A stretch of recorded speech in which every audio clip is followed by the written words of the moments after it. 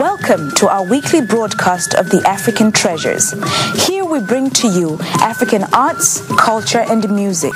We also discuss issues of concern to people of the African descent in America, the Caribbean, South America, Africa, and all over the world. We invite you to come and see Africa in a positive light. So stay tuned and tell your friends to do the same.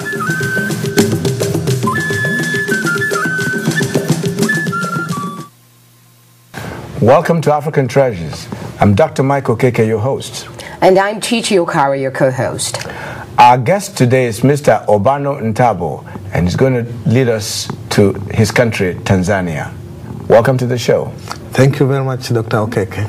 Chichi. Well, Mr. Ntabo, for the interest of our viewers, where is Tanzania located in Africa?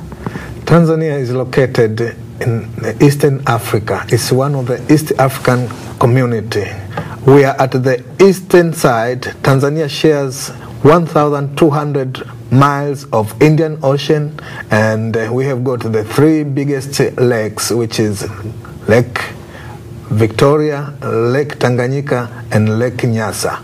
Our north neighbors, which form the community, is Kenya and Uganda. You're making it sound interesting. Like I think I'd like to go there already. Right. So tell me, what is the ethnic composition of Tanzania? Tanzania is composed of nearly 153 ethnic tribes, but the majority being Bantu. Then we have some people from Zulu in the south, and then Nilotic from the north, of which Maasai form part of it. Maasai? The Maasai, yes. Wow. And Maasai is a combination of... the Maasai they're the descendants of what? Descendants of, like they came from Ethiopia and from that part. And then it took time and they married in between. And these are the people who, they just keep cattle and nomadic type. Okay, they move around. Yeah, they move around. And since your borders, you share Indian Ocean with India, do you have Indians come over to I mean, do you have part of your tribe influenced by Indians? Thank you very much, Dr. Okeke. Actually, we have a very big presence of Indian community. They came to do some trade and they decided to settle there. Right. So they are still there. So they are part of the. They are now part of the ethnic group. Yes, we call they are part of the ethnic tribe. Okay. Oh, so that means they're Tanzanians now. Yes. Oh, that's interesting. They are very, very fluent in Swahili also. Okay. Yes. Well, that brings us to the language. What is the official language in Tanzania? Official language is Swahili and English. Swahili is spoken in the whole country, and more than 30 countries now. And everybody speaks Swahili in Tanzania, of that the 153 ethnic tribes. But English is the official and business language. Why English, though? Were you colonized by Britain? Yes, the British took Tanzania after the First World War. From Germany. Germany. You know, during the... It was a German colony? Yes. Okay. We were a German colony during Scramble for Africa, okay. which you may... 1914. In 1914, yes. And the German took Tanzania. But after First World War, the Germans lost. Yes. And British was...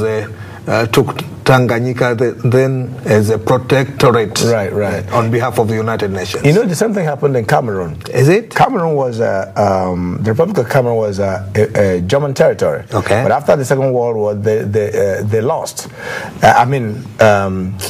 German lost, okay. And then Britain and France split up Cameroon. That's why eastern part of Cameroon is French-speaking and western Cameroon is English-speaking. Okay, I was wondering. Yes, I had a Cameroon. See, we did a show on Cameroon, and the Cameroonian guest came here and explained it to us. So that's why you have a country that's divided into two: one French, one English, and they're coexisting there. Yeah. Well, this is how much information you get from African Treasures from watching the show. Exactly. All right, so Mr. Ntabo, what is is there any historical or archaeological importance to world history as far as Tanzania is concerned? Exactly, and I'm glad that you mentioned that. Actually now, Tanzania is known to have had the first person so far, because Dr. Like discovered the skull. Dr. Like? Yes.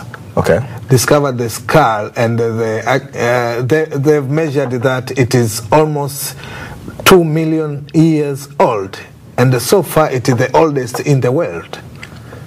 There was a young man I had on my show not too long ago, and he wrote a book on the political and spiritual purpose of the Holy Land, and he was tracing the beginning of man to be somewhere in Tanzania and Ethiopia, around there, and that he mentioned that the first bones of the first man was discovered in Tanzania, and I never knew what he was talking about, but you're now... Yes, he's confirming that. Mm-hmm. Yes. What about the culture? What can you tell us about the culture in Tanzania? The culture, we have so far maintained our history by storytelling, and the dances show the history of the country, while the culture is to try and teach people the importance of being peace-loving persons. So you find that there is a very important point when a man or a boy or a girl enters into a maturity. There is a special session where they kind of convert them to adulthood through initiation. We have that. Is that a rite of passage? Yes. Okay. Well, that's very interesting. We're going to pause for a little station break, and we'll be right back. And during this break, we're going to show clips of cultural activities in Tanzania. So stay tuned.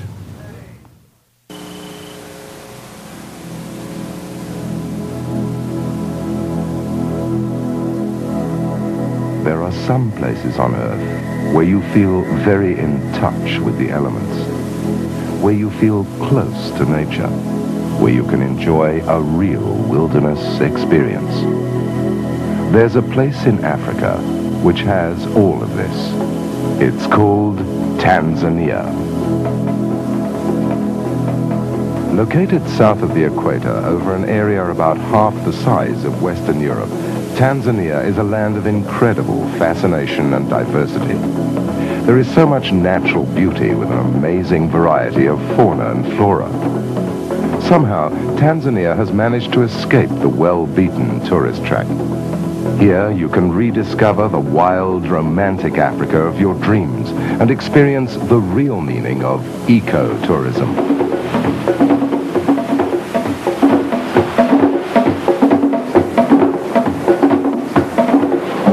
Then, of course, there's the people. Karibu, welcome to Tanzania. There are more than 120 different tribes, but they all speak the common language of Swahili. Another thing they share is their friendliness and warm hospitality.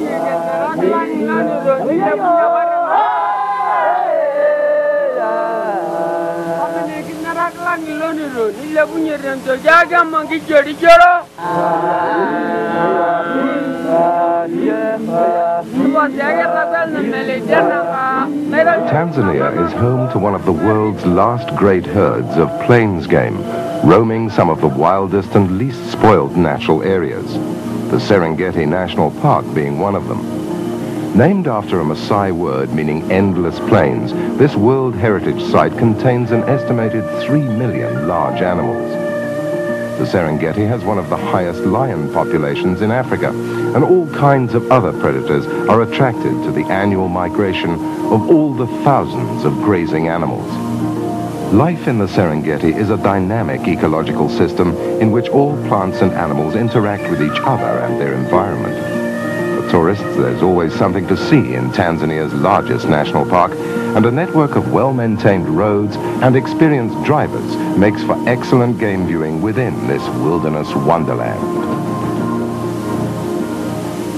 As the sun sets over the tree-dotted grasslands, African drums come to life back at Serenera Lodge, where tourists enjoy the pulsating atmosphere of African musicians and dancers.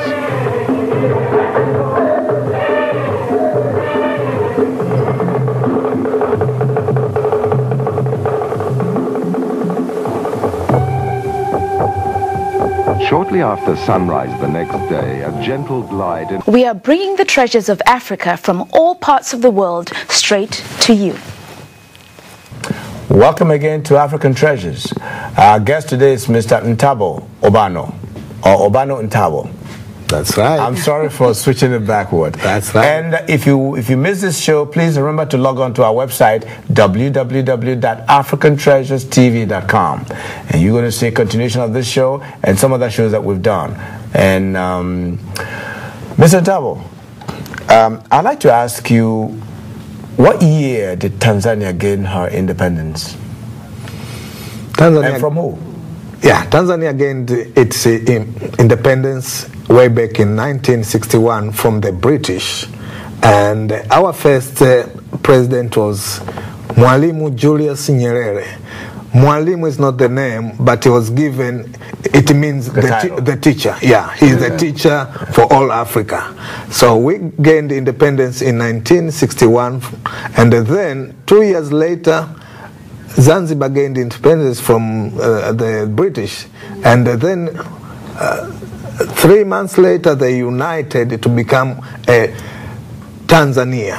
So we had Tanganyika on the mainland and the Zanzibar on the island. I was going to ask you that because I remember, when I was in primary school, we learned a lot about Tanganyika and Zanzibar. Yes. And I was going to ask you, before independence, was Zanzibar a different country, and was Tanganyika is a different country, and or were they of the same people but divided by the colonial masters who were scrambling for territories? Remember, like in Nigeria, you have the Yorubas in Nigeria, and you also have Yorubas in Togo. Yeah. In Ghana, you have the Evers in Ghana, and you also have the Evers in Togo, because the colonial master, all they did was divide people and put one section on one country. So you have a country that has, like what we had in Western Germany and Eastern Germany. Yeah. So what I'm asking you is that how did it happen? Where was Tanganyika and where was Zanzibar? Actually, you are very right, because Zanzibar and Tanganyika were the same people, but Zanzibar is just 40 miles off the mainland. It's an island 40 miles to the east. What was the population? Was that a lot of population is just 500,000 people. Really? Yes. So now they merged to become Tanzania. Tanzania. So there was no Tanzania before independence. No. It was after independence there was... Yeah, yes. That's interesting. Yes. And then I'll just say go. That was 1964. And then after Uganda and Kenya became independent, we formed a federation called the East African Community. Is this still in existence? It is now in existence, but it was broken in 1977 for different that was political when Idi Amin took over Uganda, and then it was kind of it couldn't work. It was chaos. Right. Yeah, it was chaos. So at that time we had separate countries, but it has been reborn, and now they are talking of having one currency. And last March, they just cancelled all the borders. Now it's East Africa. We don't have any customs going to another country. So you're talking about Uganda, Kenya, and Tanzania. Yes. Okay, what is the purpose of this unity? Is that economic, or is that what? It has begun as a economic, but they are looking forward that one day there will be a political union too. So each country becomes a state, or and you have a confederation. Is that what it is? Yeah, that is a long time. Are you sure already? Are you sure African countries ready to do that? That sounds more political to me, though. Yeah, and actually that was the dream of the first president, Mwalimu Julius Nyerere. He was even ready to postpone the independence of Tanganyika so that all other African countries could become independent and form a union. So these people were Mwalimu Nyerere, you may remember Kwame Nkrumah of Ghana. I was going to say that was the dream of Kwame Nkrumah. Yes. Pan-African leaders. Yes. And Nnamdi Azikiwe of Nigeria, Yes. too. And Jomo Kenyatta of Kenya. Yeah, these were. Man, I don't want to get emotional here. No, let's not. Well, Mr. Ntabo, you are certainly very proud of your country. I could tell from the way you're speaking and talking and all the things that you're talking about today. Yeah. But I'd like to deviate a little bit from the political. Now, in terms of marriage, is there some type of ritual, rites that you have to go through? Because Nigeria, which is where I come from, there's a way that you go about it, from the traditional introduction and all that good stuff. So in Tanzania, can you tell us a little bit about how you go about proposing to a woman? Okay. That is very, very good. Actually, it is the culture that you find that people in Tanzania, they've been traditionally linked. And before I go to that, I just wanted to tell you that Tanzania has been and is one of the most peaceful countries. Oh. And you have you have Muslim, you have Christian community, and the people, about 10% who believe in anything. And you said there's never been a military coup to overthrow the government? Never. That's never. great. And we had very successful... That's strange, right? That's strange. That's strange. We have a succession now. This is the third president Since 1961? Yes. Wow. President Nyerere ruled for 30 years, but he said, no, I think that is wrong. We should have 2 terms of 5 years each. After 30 years of rule? Yeah, 5. So a person can have only 2 5-year terms. Why didn't he start it in his own time, if I may ask, though? Again... Why didn't he rule 5 years and 5 years? Exactly. Yeah. Why did he wait till after 30 years and say, oh, no. This is how it's going to work This is how now. it's going to work for now. But again, I'm very positive to him because people thought that he was for the presidency until he died. He was the one who says, no, we are wrong. We should stop that. Mr. Ntoba, Yeah. let's hold this thought. Okay. Pause for a little break. Okay. And watch some clips of from Tanzania. And when we come back, we'll continue this discussion. Thank you. Please stay tuned. It's getting very interesting. Okay. Having explored the natural wonders of the northern national parks, holidaymakers can take an Air Tanzania flight from Kilimanjaro International Airport and head for the coastal city of Dar es Salaam. Visited by many international airlines and one of East Africa's busiest shipping centers, Tanzania's largest city is a wonderful mixture of old and new. It's a dynamic patchwork of past and contemporary cultures, reflecting the influences of the Asians, Arabs, Germans, and British. Bustling vegetable and fish markets are full of character and color. The evocative mix of people and cultures creates a tapestry of memories that stays with the visitor for a lifetime. Tanzania's rural roots are very evident, with wood carving and handicraft markets and plenty of local art on display. There's a lot to do in this bustling port city, and beautiful white beaches with luxurious hotels offer all kinds of activities for the outdoor types. Facilities are modern and designed for the international traveler who expects comfort and hygiene, not forgetting the efficient but personalized service that you'll find at the White Sands Hotel. The warm tropical breezes that blow off the Indian Ocean give a romantic atmosphere to dining out. And for the night owl, there's music and dancing till late at the Bahari Beach Hotel.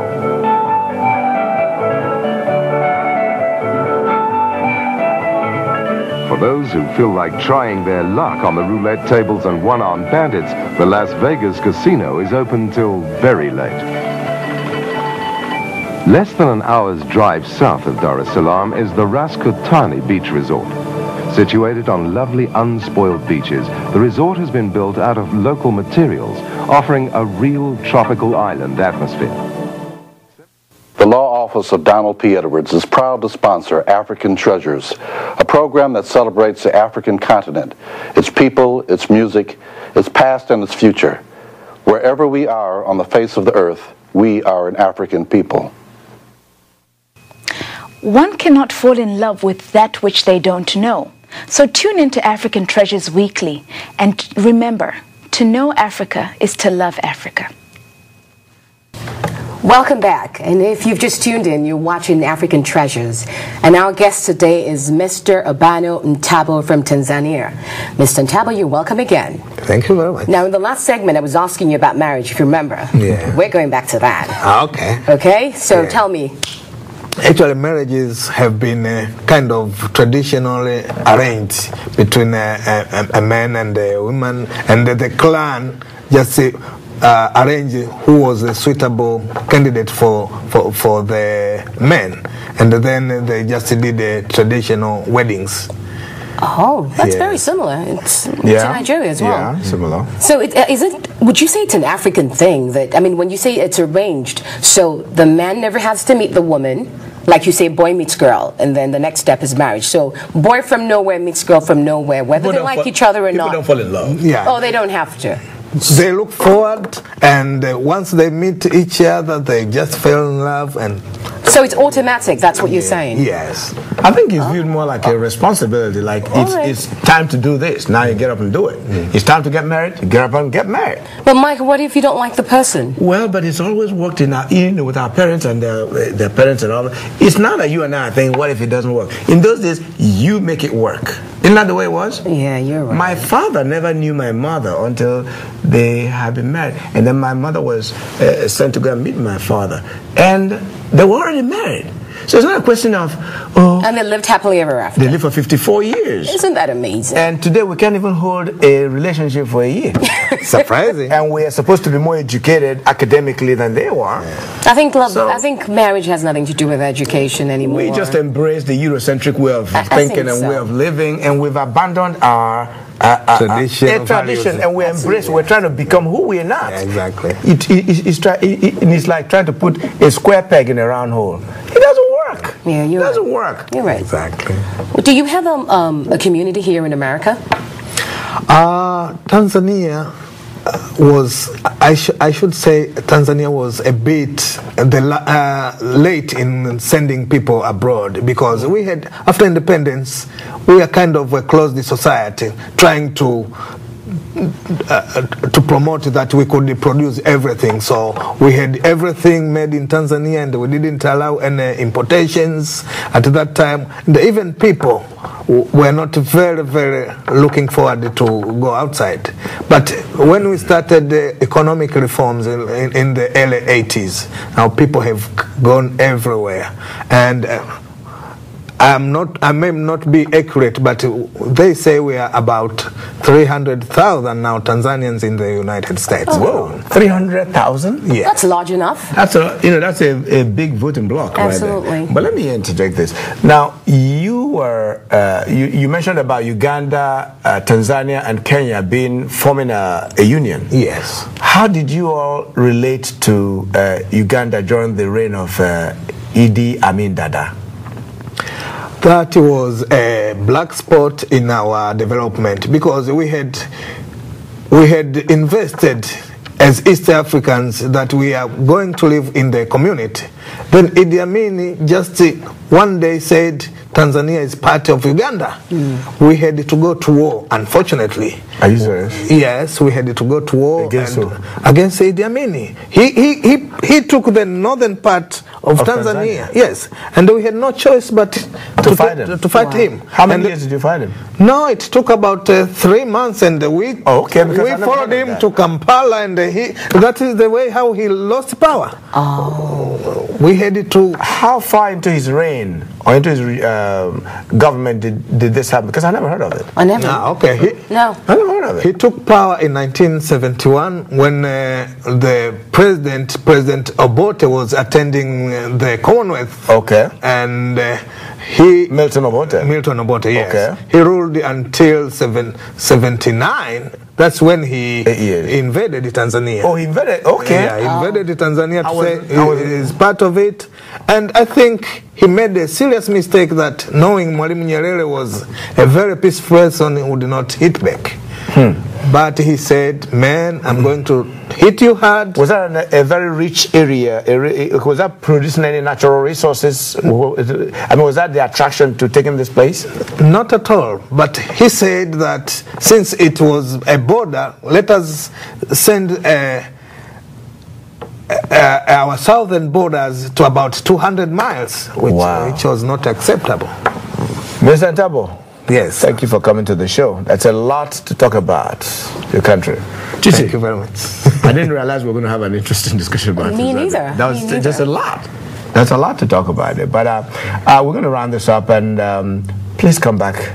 Can you? I'll come back. Yes. Come back and let's talk some more. Yes. And for people who want to know more about Tanzania, log on to our website and or call Mr. Ntabo. And thank you for watching, and tell your friends to do the same, please. Thank you. Mother Africa has been waiting for you to come home. So why don't you pay her a visit on your next vacation? I found my physician and dentist in the Ebony pages. Ebony Pages is our family directory. Ebony Pages is the only directory that caters to the minority community in the metropolitan Atlanta. For businesses trying to reach the minority communities, Ebony Pages is your vehicle. And for individuals and families trying to find businesses to patronize, Ebony Pages is your vehicle. And for more information, you can call 404-209-8654.